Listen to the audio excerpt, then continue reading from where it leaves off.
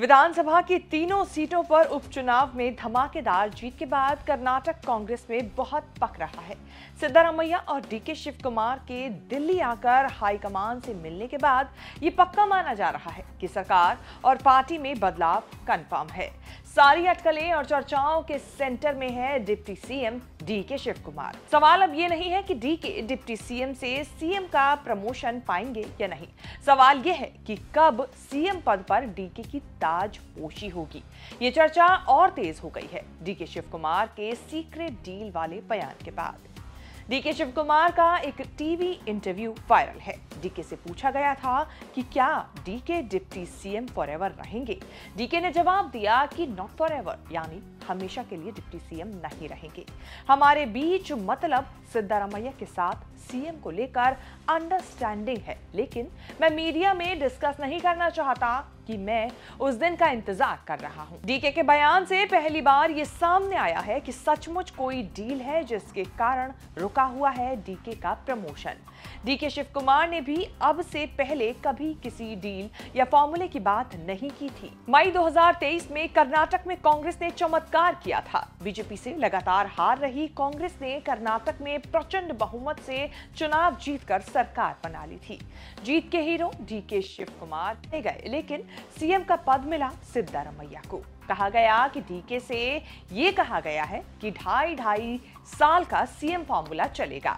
ये बात कभी ऑफिशियली हुई नहीं, किसी ने कहा नहीं, चर्चाएं जरूर होती रही। वैसे भी सरकार बने हुए अभी 1.5 साल हुआ है। 2.5 साल का समय 2025 के नवंबर दिसंबर में आएगा। सरकार बनाते समय डीके सोनिया गांधी के कहने पर मान गए, पूरी निष्ठा से पार्टी, सरकार और सिद्धरामैया के साथ काम करते रहे, लेकिन डीके की सीएम वाली दावेदारी कमजोर नहीं पड़ी। विधानसभा उपचुनावों में जीत के बाद ये दावेदारी और मजबूत मानी जा रही है। सिद्धरामैया कमजोर पड़ने लगे हैं, अगले कुछ महीने में भी निकालना मुश्किल है। मूडा जमीन घोटाले में फंसने के बाद सिद्धरामैया के पीछे ईडी लोकायुक्त की जांच लगी है। सीक्रेट डील की बात डीके शिव कुमार ने कही है, लेकिन सिद्धरामैया और कांग्रेस के एक और पावरफुल नेता जी परमेश्वरन मान नहीं रहे हैं। सिद्धरामैया कह रहे हैं कि कोई डील नहीं हुई है, जो पार्टी हाईकमान का आदेश होगा वही माना जाएगा। सिद्धरामैया के बेटे यतेंद्र तो साफ इनकार कर रहे हैं कि सीएम बदलने की कोई बात भी हो रही है। सिद्धरामैया ने जब कह दिया कि कोई डील वील नहीं हुई, तो डीके ने भी बोला जो सीएम ने कहा वही सही है। परमेश्वरन सिद्धरामैया के हवाले से कह रहे हैं कि कोई डील नहीं हुई थी।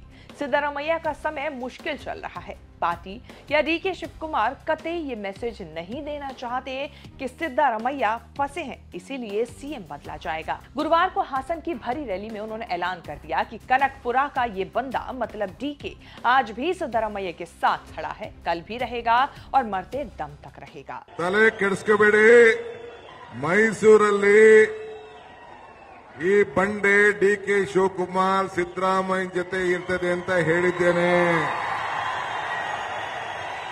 ಈಗೂ ಇರ್ತೀನಿ, ನಾಳೆನೂ ಇರ್ತೀನಿ, ಸಾಯೋವರೆಗೂ ಇರ್ತೀನಿ। ಡಿಕೆ ಶಿವಕುಮಾರ್ ಕಮದಲ್ಲಿ ಇಟ್ಕೊಳ್ಳಿ ನೀವು। डीके कहें या सिद्धरामैया, कर्नाटक में कांग्रेस के अंदर एक रस्सा कस्सी चल रही है, जिसमें डीके के आने और सिद्धरामैया के जाने की बात है। दोनों के गुट लगे हुए हैं अपने अपने नेता के लिए बैटिंग करने में। फिर भी कर्नाटक का कांग्रेस मॉडल जबरदस्त है।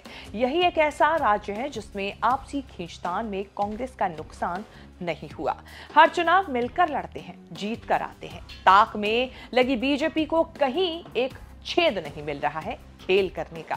सिद्धरामैया और डीके शिव कुमार के बीच शीत युद्ध चुनाव से पहले भी चल रहा था, लेकिन दोनों ने गजब की समझदारी दिखाते हुए साल 2023 का विधानसभा चुनाव धमाकेदार जीत के साथ जीत लिया। सिद्धरामैया के सीएम बनने से डीके को झटका लगा, फिर भी पार्टी पर आंच नहीं आई। 2024 के लोकसभा चुनाव में भी जोड़ी जोरदार रही। 2019 में एक सीट जीतने वाली पार्टी ने टैली सुधार कर 9 पर पहुंचा दिया, इससे कम माना गया। डीके को फिर झटका लगा, फिर भी दोनों ने मिलकर बीजेपी के खिलाफ उपचुनावों की जंग लड़ी, फिर जीत कर दिखा दिया कि आपसी हित से कहीं बड़ा है पार्टी का हित।